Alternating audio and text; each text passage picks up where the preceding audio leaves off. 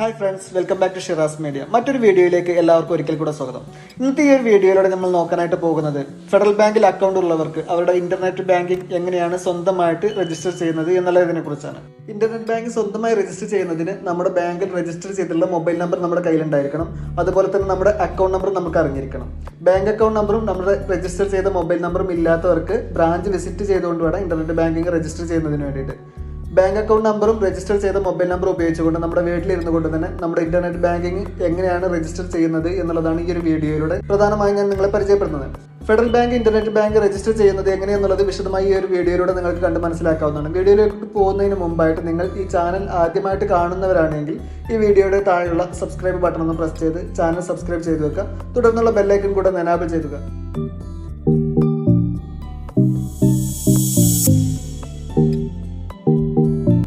നമ്മുടെ internet banking register ചെയ്യുന്നതിന് വേണ്ടി ആദ്യം നമ്മുടെ ബ്രൗസർ ഓപ്പൺ ചെയ്യുക. അതിനുശേഷം സെർച്ച് ബാറിൽ ഫെഡറൽ ബാങ്ക് ഇന്റർനെറ്റ് ബാങ്കിങ് എന്ന് ടൈപ്പ് ചെയ്ത് ശേഷം സെർച്ച് ചെയ്ത് കൊടുക്കുക. അപ്പോൾ നമുക്ക് വരുന്ന റിസൾട്ടിൽ നിന്ന് ഫെഡ്നെറ്റ് ഇന്റർനെറ്റ് ബാങ്കിങ് എന്നുള്ള ഓപ്ഷൻ കാണാം. അപ്പോൾ നമ്മൾ അതിലൊന്ന് പ്രസ് ചെയ്ത് കൊടുക്കുക.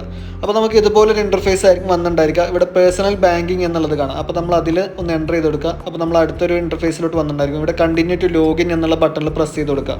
അപ്പോൾ നമ്മൾ ഇങ്ങനെ ഒരു ഇന്റർഫേസിലോട്ട് വന്നിട്ടുണ്ടായിരിക്കും. ഇവിടെ മുകൾ ഭാഗത്തായിട്ട് need an account sign up എന്നുള്ളൊരു ഓപ്ഷൻ കാണാം. അതിലൊന്ന് പ്രസ് ചെയ്ത് കൊടുക്കുക.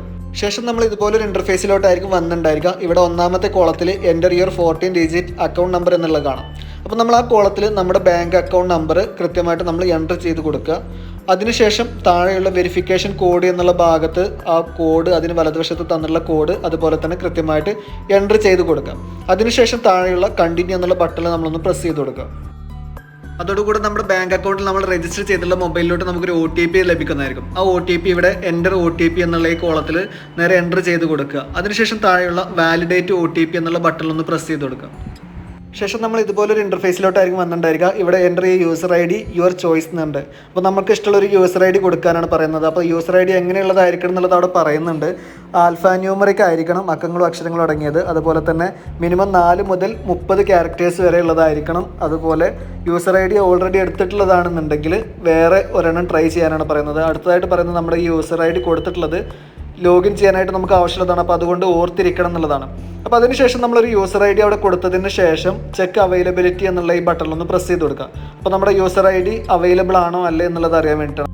അപ്പോൾ നമ്മൾ കൊടുക്കുന്ന യൂസർ ID അവൈലബിൾ ആണ് എന്നുണ്ടെങ്കിൽ നമുക്ക് നേരെ പാസ്വേഡ് ക്രിയേറ്റ് ചെയ്യാനുള്ള വിൻഡോ ആണ് ഓപ്പൺ ആയി വരിക. അല്ല എന്നുണ്ടെങ്കിൽ നമ്മുടെ യൂസർ ID ഓൾറെഡി ടേക്കൺ എന്നുള്ള മെസ്സേജും വരും. അപ്പോൾ നമുക്കിവിടെ കൊടുത്തിട്ടുള്ള യൂസർ ID അവൈലബിൾ ആണ് എന്നുള്ളത് കൊണ്ട് നമ്മുടെ പാസ്വേഡ് ക്രിയേറ്റ് ചെയ്യാനുള്ള വിൻഡോ ആണ് വന്നിട്ടുള്ളത്. അപ്പോൾ ഇനി നമുക്ക് ഇവിടുന്ന് ഒരു പാസ്വേഡ് ക്രിയേറ്റ് ചെയ്തെടുക്കണം. അപ്പോൾ പാസ്വേഡ് ക്രിയേറ്റ് ചെയ്യാനുള്ള ഗൈഡ് ലൈൻസ് അവിടെ പറയുന്നുണ്ട്. ഒരു 4-5 കണ്ടീഷൻസ് പറയുന്നുണ്ട്. അപ്പോൾ എങ്ങനെയുള്ളതായിരിക്കും എന്നുള്ളത് നമുക്ക് നോക്കാം. ഒന്നാമതായിട്ട് പറയുന്നത് യൂസർ നെയിമിലുള്ള ക്യാരക്ടേഴ്സ് അതുപോലെ തന്നെ പാസ്വേഡിൽ ഉൾപ്പെടുത്താൻ പാടില്ല എന്നുള്ളതാണ്. ഇപ്പോൾ എക്സാമ്പിളായിട്ട് പറയുകയാണെന്നുണ്ടെങ്കിൽ നിങ്ങളുടെ യൂസർ ID കൊടുത്തുള്ളത് ഷിറാസ് എന്നാണെങ്കിൽ അതുപോലെ തന്നെ നിങ്ങളുടെ പാസ്വേഡ് ക്രിയേറ്റ് ചെയ്യുന്ന സമയത്ത് ഷിറാസ് എന്നെ അതേപോലെ ഉൾപ്പെടുത്താൻ കഴിയില്ല എന്നുള്ളതാണ്. അടുത്തായിട്ട് പറയുന്ന ഒരു സ്പെഷ്യൽ ക്യാരക്ടേഴ്സ് ഉൾപ്പെടുത്തണം എന്നുള്ളതാണ്. സ്പെഷ്യൽ ക്യാരക്ടേഴ്സ് എന്നുള്ളതിൽ %, സ്റ്റാർ തുടങ്ങിയ പോലുള്ള സിംബൽസ് ഏതെങ്കിലും ഒന്ന് ഉൾപ്പെടുത്തണം എന്നുള്ളതാണ്. അടുത്തായിട്ട് പറയുന്നത് സ്പേസ് ഉൾപ്പെടുത്താൻ കഴിയില്ല എന്നുള്ളതാണ്. അടുത്തായിട്ട് വരുന്നത് മിനിമം 8 മുതൽ 16 വരെയുള്ള ക്യാരക്ടേഴ്സ് ഉണ്ടായിരിക്കണം എന്നുള്ളതാണ്. അടുത്തായിട്ട് പറയുന്നത് മുൻപ് കൊടുത്തിട്ടുള്ള 3 പാസ്വേഡുകൾ അതേപോലെ കൊടുക്കാൻ കഴിയില്ല എന്നുള്ളതാണ്. ഇത് ചേഞ്ച് ചെയ്യുന്ന സമയത്തേക്ക് ഉള്ളതാണ്. അടുത്തായിട്ട് പറയുന്നത് 4 ഡിഫറെൻറ്റ് ക്യാരക്ടേഴ്സെങ്കിലും ഉണ്ടായിരിക്കണം എന്നുള്ളതാണ്. അതേപോലെ നമ്മൾ ഒരു അക്ഷരം തന്നെ കണ്ടിന്യൂസ് ആയിട്ട് കൊടുക്കാൻ പാടില്ല എന്നുള്ളതാണ്. അതുപോലെ തന്നെ ഒരു ക്യാപിറ്റൽ ലെറ്ററും ഉൾപ്പെടുത്തിയിരിക്കണം. അപ്പോൾ ഇത്രയും കാര്യങ്ങളാണ് നമ്മുടെ പാസ്വേഡ് കൊടുക്കുന്ന സമയത്ത് ശ്രദ്ധിക്കേണ്ടത്. അപ്പോൾ അതിനുശേഷം നമ്മൾ ഇത്തരത്തിലുള്ള ഒരു പാസ്വേഡ് ക്രിയേറ്റ് ചെയ്ത് കൊടുക്കുക. എൻ്റർ യുവർ പാസ്വേഡ് എന്നുള്ള കോളത്തിൽ നമ്മുടെ പാസ്വേഡ് എൻ്റർ ചെയ്ത് കൊടുക്കുക. അതിനുശേഷം റീടൈപ്പ് പാസ്വേഡ് എന്നുള്ള കോളത്തിൽ നമ്മുടെ പാസ്വേഡ് നമ്മൾ കൊടുത്ത അതേപോലെ തന്നെ വീണ്ടും എൻ്റർ ചെയ്ത് കൊടുക്കുക. അതിനുശേഷം താഴെയുള്ള സബ്മിറ്റ് എന്നുള്ള ബട്ടണിൽ നമ്മളൊന്ന് പ്രസ് ചെയ്ത് കൊടുക്കുക. ശേഷം നമ്മൾ ഇതുപോലൊരു ഇന്റർഫേസിലോട്ടായിരിക്കും വന്നിട്ടുണ്ടായിരിക്കുക. അവിടെ നമുക്ക് ഈ online registration of FedNet has been completed successfully your user ID is എന്ന് പറഞ്ഞ് നമ്മൾ കൊടുത്തിട്ടുള്ള നമ്മുടെ യൂസർ ID നമുക്ക് അവിടെ കാണാനായിട്ട് സാധിക്കും. അതിന് താഴെയായിട്ട് ലോഗിൻ എന്നുള്ളൊരു ബട്ടണും കാണാം. അപ്പോൾ നമുക്ക് ലോഗിൻ ചെയ്യുന്നതിന് വേണ്ടി ലോഗിൻ എന്നുള്ള ബട്ടൺ നമ്മളൊന്ന് പ്രസ് ചെയ്ത് കൊടുക്കാം. അപ്പോൾ വീണ്ടും നമ്മൾ ആ ലോഗിൻ പേജിലോട്ട് തന്നെ നമുക്ക് ഇതുപോലെ ഓപ്പൺ ആയി വന്നിട്ടുണ്ടായിരിക്കും. ഇവിടെ യൂസർ ID എന്നുള്ള ഭാഗത്ത് നമ്മൾ ക്രിയേറ്റ് ചെയ്ത യൂസർ ID എൻ്റർ ചെയ്ത് കൊടുക്കുക. അതിനുശേഷം താഴെയുള്ള പാസ്വേഡ് എന്നുള്ള കോളത്തിൽ നമ്മൾ ക്രിയേറ്റ് ചെയ്ത പാസ്വേഡ് എൻ്റർ ചെയ്ത് കൊടുക്കുക.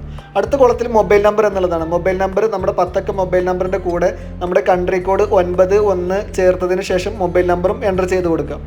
അതിനുശേഷം താഴെയുള്ള കോളത്തിൽ വെരിഫിക്കേഷൻ കോഡ് എന്നുള്ളതാണ്. ആ കോളത്തിൽ അതിന് വലതുവശത്ത് കൊടുത്തിട്ടുള്ള വെരിഫിക്കേഷൻ കോഡ് എൻ്റർ ചെയ്ത് കൊടുക്കുക. അതിനുശേഷം താഴെ കാണുന്ന ലോഗിൻ എന്നുള്ള ബട്ടണിൽ നമ്മളൊന്ന് പ്രസ് ചെയ്ത് കൊടുക്കുക.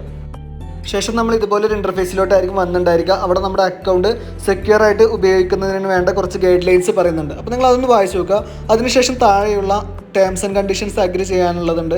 അപ്പോൾ നമ്മൾ അത് രണ്ടും ഒന്ന് ടിക്ക് ചെയ്ത് കൊടുക്കുക. അതിനുശേഷം താഴെയുള്ള സബ്മിറ്റ് എന്നുള്ള ബട്ടണിലൊന്ന് പ്രസ് ചെയ്ത് കൊടുക്കുക. ശേഷം നമ്മൾ ഇതുപോലൊരു ഇൻ്റർഫേസിലോട്ടായിരിക്കും വന്നിട്ടുണ്ടായിരിക്കുക. എനാബിൾ ട്രാൻസാക്ഷൻ ഫെസിലിറ്റി എന്നുള്ളതാണ്. നമ്മുടെ ട്രാൻസാക്ഷൻ ഫെസിലിറ്റി എനാബിൾ ചെയ്യാനുള്ള വിൻഡോ ആണ്. Do you require transaction facility എന്നുള്ളൊരു ക്വസ്റ്റ്യൻ ആണ് അവിടെ ഫസ്റ്റ് ഉള്ളത്. അതിനടുത്തതായിട്ട് yes I require transaction facility എന്നുള്ളത്.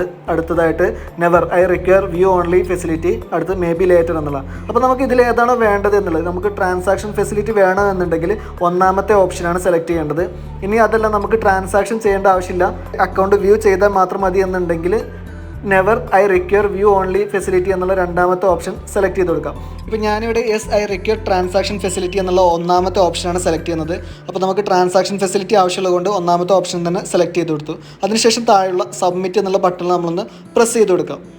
ശേഷം നമ്മൾ ഇതുപോലൊരു ഇൻ്റർഫേസിലോട്ടായിരിക്കും വന്നിട്ടുണ്ടായിരിക്കുക. ഇവിടെ ഡെബിറ്റ് കാർഡ് ഡീറ്റെയിൽസ് എൻ്റർ ചെയ്ത് കൊടുക്കുകയാണ്. Enter your debit card number എന്നുള്ളതാണ് ഒന്നാമത്തെ കോളത്തിൽ. അപ്പോൾ അവിടെ നമ്മുടെ ഡെബിറ്റ് കാർഡ്, നമ്മുടെ ATM കാർഡിൻ്റെ നമ്പർ നമ്മൾ എൻ്റർ ചെയ്ത് കൊടുക്കുക. അതിനുശേഷം താഴെയുള്ള കോളത്തിൽ നമ്മുടെ ATM കാർഡിൻ്റെ പിൻ നമ്പർ എൻ്റർ ചെയ്ത് കൊടുക്കാനാണ്. അപ്പോൾ നമ്മുടെ പിൻ നമ്പർ അവിടെ എൻ്റർ ചെയ്ത് കൊടുക്കുക. അടുത്തായിട്ട് വരുന്നത് select expiry month and year എന്നാണ്. അപ്പോൾ നമ്മുടെ ATM കാർഡിൻ്റെ എക്സ്പയറി മന്തും ഇയറും നമ്മുടെ കാർഡിലുള്ളത് നോക്കിയിട്ട് അവിടെ നമ്മൾ സെലക്ട് ചെയ്ത് കൊടുക്കുക. അപ്പോൾ നമ്മളിവിടെ ഡീറ്റെയിൽസ് എല്ലാം എൻ്റർ ചെയ്ത് കഴിഞ്ഞിട്ടുണ്ട്. അതിനുശേഷം താഴെയുള്ള സബ്മിറ്റ് എന്നുള്ള ബട്ടണിൽ നമ്മളൊന്ന് പ്രസ് ചെയ്ത് കൊടുക്കുക. ശേഷം നമ്മൾ നമ്മുടെ ട്രാൻസാക്ഷൻ പാസ്വേഡ് സെറ്റ് ചെയ്യാനുള്ള പേജിലോട്ടായിരിക്കും വന്നിട്ടുണ്ടായിരിക്കുക. അവിടെ ട്രാൻസാക്ഷൻ പാസ്വേഡ് സെറ്റ് ചെയ്യേണ്ട കണ്ടീഷൻസ് പറയുന്നുണ്ട്. അപ്പോൾ നമുക്കതൊന്ന് ജസ്റ്റ് നോക്കാം. ഒന്നാമതായിട്ട് പറയുന്നത് മിനിമം 8 മുതൽ 16 ക്യാരക്ടേഴ്സ് വരെ ഉൾപ്പെടുത്തുന്നതാണ്. രണ്ടാമതായിട്ട് യൂസർ ID യും പാസ്വേഡും സെയിം ആയിരിക്കാൻ പാടില്ല. അടുത്തായിട്ട് പറയുന്നത് പാസ്വേഡിൽ ആദ്യത്തെ 5 ക്യാരക്ടേഴ്സ് യൂസർ IDയിൽ ആദ്യത്തെ 5 ക്യാരക്ടേഴ്സ് ആയിരിക്കാൻ പാടില്ല. അടുത്തായിട്ട് പറയുന്നത് മിനിമം ഒരു സ്പെഷ്യൽ ക്യാരക്ടർ എങ്കിലും ഉണ്ടായിരിക്കണം എന്നുള്ളത്. Special character means %, dollar, and, star തുടങ്ങിയ പോലുള്ള സിംബൽസ് ഏതെങ്കിലും ഒന്നും ഉണ്ടായിരിക്കണം. അറ്റ്ലീസ്റ്റ് ഒരു ആൽഫബറ്റ് ഉണ്ടായിരിക്കണം. അറ്റ്ലീസ്റ്റ് ഒരു അപ്പർ കേസ് ഉൾപ്പെടുത്തണം. അറ്റ്ലീസ്റ്റ് ഒരു നമ്പർ ഉൾപ്പെടുത്തണം. അടുത്തായിട്ട് പറയുന്നത് ലോഗിൻ പാസ്വേഡും ട്രാൻസാക്ഷൻ പാസ്വേഡും സെയിം ആയിരിക്കാൻ പാടില്ല. അടുത്തായിട്ട് പറയുന്നത് സ്പേസ് ഉൾപ്പെടുത്താൻ പാടില്ല. അടുത്തായിട്ട് പറയുന്നത് പുതിയ പാസ്വേഡ് മുൻപ് കൊടുത്തിട്ടുള്ള 3 പാസ്വേഡുകളുമായിട്ടുള്ള സെയിം ആയിരിക്കാൻ പാടില്ല എന്നുള്ളത് വേണം. അപ്പോൾ ഇത്രയും കണ്ടീഷൻസ് ആണ് പറയുന്നത്. അപ്പോൾ നമ്മുടെ പാസ്വേഡ് ഇതുപോലുള്ള ഒരു ട്രാൻസാക്ഷൻ പാസ്വേഡ് നമ്മൾ സെറ്റ് ചെയ്ത് കൊടുക്കുക. അതിനുശേഷം താഴെയുള്ള ട്രാൻസാക്ഷൻ പാസ്വേഡ് എന്നുള്ള കോളത്തിൽ ട്രാൻസാക്ഷൻ പാസ്വേഡ് നമ്മൾ എൻ്റർ ചെയ്ത് കൊടുക്കുക. അതിനുശേഷം അടുത്തായിട്ട് റീ എൻ്റർ ട്രാൻസാക്ഷൻ പാസ്വേഡ് എന്നുള്ള കോളത്തിൽ നമ്മൾ കൊടുത്ത പാസ്വേഡ് അതുപോലെ തന്നെ വീണ്ടും എൻ്റർ ചെയ്ത് കൊടുക്കുക.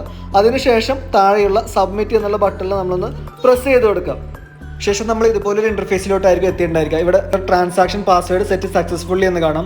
അതിന് താഴെയായിട്ട് please enter the OTP to enable your transaction facility എന്നുണ്ട്. അപ്പോൾ നമ്മുടെ മൊബൈലിലേക്ക് നമുക്കൊരു OTP വന്നിട്ടുണ്ടായിരിക്കും. അപ്പോൾ ആ OTP ഇവിടെ എൻ്റർ ചെയ്ത് കൊടുക്കാനാണ്. നമ്മുടെ ട്രാൻസാക്ഷൻ ഫെസിലിറ്റി എനാബിൾ ചെയ്യുന്നതിന് വേണ്ടി ആ OTP എൻ്റർ ചെയ്യാനാണ്. അപ്പോൾ എൻ്റർ OTP എന്നുള്ള ഭാഗത്ത് നമ്മുടെ മൊബൈലിലോട്ട് വന്നിട്ടുള്ള OTP എൻ്റർ ചെയ്ത് കൊടുക്കുക. അതിനുശേഷം താഴെയുള്ള വാലിഡേറ്റ് OTP എന്നുള്ള ബട്ടണിൽ നമ്മളൊന്ന് പ്രസ് ചെയ്ത് കൊടുക്കുക. ശേഷം നമ്മൾ ഇതുപോലൊരു ഇൻ്റർഫേസിലോട്ടായിരിക്കും വന്നിട്ടുണ്ടായിരിക്കുക. Your transaction facilities enabled, please log out this session and login again എന്നുള്ള കാണാം. അപ്പോൾ നമ്മുടെ ട്രാൻസാക്ഷൻ ഫെസിലിറ്റി ഇപ്പോൾ നമ്മൾ എനാബിൾ ചെയ്ത് കഴിഞ്ഞു. ഇനി നമുക്ക് ഈ ഒരു സെഷൻ ലോഗ് ഔട്ട് ചെയ്ത് വീണ്ടും ലോഗിൻ ചെയ്യാനാണ് നമ്മളോട് പറയുന്നത്. അപ്പോൾ നമുക്ക് ഈ ഒരു ലോഗ് ഔട്ട് എന്നുള്ള ബട്ടണിൽ പ്രസ് ചെയ്ത് ഈ ഒരു സെഷൻ ലോഗ് ഔട്ട് ചെയ്ത് കൊടുക്കുക. അപ്പോൾ ഇതോടുകൂടെ നമ്മുടെ ഇൻ്റർനെറ്റ് ബാങ്ക് രജിസ്ട്രേഷൻ നമ്മൾ കംപ്ലീറ്റ് ചെയ്ത് കഴിഞ്ഞു. നമ്മുടെ യൂസർ ID പാസ്വേഡ് നമ്മൾ ക്രിയേറ്റ് ചെയ്ത് കഴിഞ്ഞു. Thank you for using FedNet, you have successfully signed of എന്നുണ്ട്. അപ്പോൾ നമ്മൾ സൈൻ ഓഫ് ചെയ്ത് കഴിഞ്ഞു. ഇനി നമ്മൾ വീണ്ടും ലോഗിൻ ചെയ്യുന്നതിന് വേണ്ടി നേരത്തെ പോലെ തന്നെ ആ ഒരു ഹോം പേജിലോട്ട് വന്ന് ഇവിടെ നമ്മുടെ user ID password, mobile number, verification code തുടങ്ങിയ ഡീറ്റെയിൽസ് എല്ലാം എൻ്റർ ചെയ്തതിന് ശേഷം താഴെയുള്ള ലോഗിൻ എന്നുള്ള ബട്ടണിൽ പ്രസ് ചെയ്തുകൊണ്ട് നമുക്ക് ലോഗിൻ ചെയ്ത് കൊടുക്കാം. ശേഷം നമ്മുടെ അക്കൗണ്ടിൻ്റെ ഹോം പേജ് നമുക്ക് ഇതുപോലെ ഓപ്പൺ ആയി വന്നിട്ടുണ്ടായിരിക്കും. ഇവിടെ അക്കൗണ്ട് ഹോൾഡറുടെ name, account number, account balance തുടങ്ങിയ ഡീറ്റെയിൽസ് എല്ലാം നമുക്കിവിടെ കാണാനായിട്ട് സാധിക്കും. അതുപോലെ തന്നെ നമ്മുടെ ലോഗിൻ പാസ്വേഡ് ലാസ്റ്റ് ചേഞ്ച് ചെയ്ത date, transaction password last change ചെയ്ത ഡേറ്റ് തുടങ്ങിയ ഡീറ്റെയിൽസ് എല്ലാം നമുക്കിവിടെ കാണാനായിട്ട് സാധിക്കും. തീർച്ചയായും ഈ ഒരു വീഡിയോ ഉപയോഗിച്ചുകൊണ്ട് ഏതൊരാൾക്കും അവരുടെ federal bank internet banking registration സ്വന്തമായിട്ട് ചെയ്യാനായിട്ട് സാധിക്കും. വീഡിയോ ഇഷ്ടപ്പെട്ടെങ്കിൽ ലൈക്ക് ചെയ്യുക. അതുപോലെ തന്നെ നിങ്ങളുടെ കൂട്ടുകാരിലേക്ക് കൂടെ എത്തുന്നതിന് വേണ്ടി ഒന്ന് ഷെയർ ചെയ്ത് കൊടുക്കുകയും ചെയ്യുക. കൂടാതെ നിങ്ങൾ ഈ ചാനൽ ഇനിയും സബ്സ്ക്രൈബ് ചെയ്തില്ലെങ്കിൽ ഈ വീഡിയോയുടെ താഴെയുള്ള സബ്സ്ക്രൈബ് ബട്ടൺ ഒന്ന് പ്രസ് ചെയ്ത് ചാനൽ സബ്സ്ക്രൈബ് ചെയ്ത് വെക്കുക. ഇതുപോലെ ഉപകാരപ്രദമായ വീഡിയോ തുടർന്ന് നിങ്ങൾക്ക് ലഭിക്കുന്നതിന് വേണ്ടി ആ ബെല്ലൈക്കൺ കൂടെ ഒന്ന് എനാബിൾ ചെയ്ത് വെക്കാം. ഉപകാരപ്രദമായ മറ്റൊരു വീഡിയോയുമായി വീണ്ടും വരാം.